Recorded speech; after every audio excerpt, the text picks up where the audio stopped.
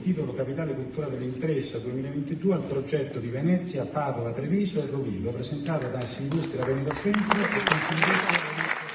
L'area vasta Venezia, Rovigo, Padova, Treviso è la nuova capitale della cultura d'impresa per il 2022.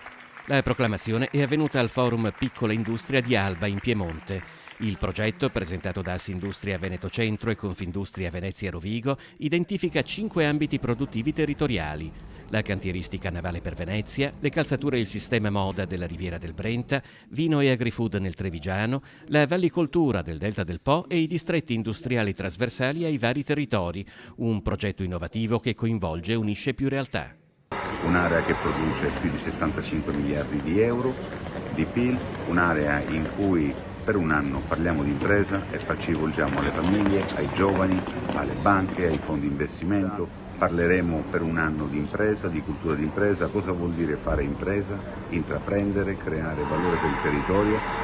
Un territorio che è storicamente baricentro tra nord e sud, tra oriente ed occidente, e affonda le proprie radici nel sistema produttivo e di scambi della Repubblica di Venezia. Il progetto Capitale della Cultura d'Impresa intende valorizzare anche questa antica inclinazione all'incontro tra idee e popoli.